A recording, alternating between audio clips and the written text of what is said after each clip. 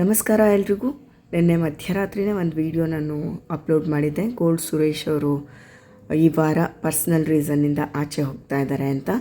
So ಯಾಕೋ ಈ ವರ್ಷ ಬಿಗ್ ಬಾಸ್ ಮನೆಯಲ್ಲಿ ಒಂದು ರೀತಿ ಸೂತಕದ ಛಾಯೆ ಅಂತ ಹೇಳ್ಬೋದು.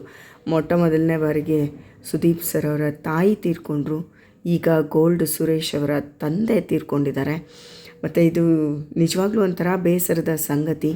ಯಾಕಂದರೆ ಯಾರೂ ಊಹೆ ಮಾಡಿರಲ್ಲ ಈ ಥರ ಎಲ್ಲ ಆಗುತ್ತೆ ಅಂತ. ಇದು ಒಂದು ರೀತಿ ನಿಜವಾಗ್ಲೂ ಶಾಕಿಂಗ್ ನ್ಯೂಸ್ ಅಂತಲೇ ಹೇಳ್ಬೋದು. ಗೋಲ್ಡ್ ಸುರೇಶ್ ಅವ್ರಿಗೆ ದುಃಖನ ಭರಿಸೋ ಶಕ್ತಿ ನೀಡಲಿ ಆ ದೇವರು ಅಂತ ಪ್ರಾರ್ಥಿಸೋಣ. ಇದೊಂಥರ ರೀತಿ ಆಗಬಾರ್ದ ಘಟನೆ ಆಗೋಗಿದೆ. ಏನು ಮಾಡೋಕ್ಕಾಗಲ್ಲ. ಈಗ ಅವರು ಈ ಮನೆಯಿಂದ ನಿರ್ಗಮಿಸಲೇಬೇಕು.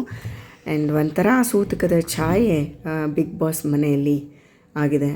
ಬಿಗ್ ಬಾಸ್ ಮನೆಯಿಂದ ಇವರು ಎಲ್ಲರೂ ಮನೆ ಮಗ ಥರನೇ ಇದ್ದರು.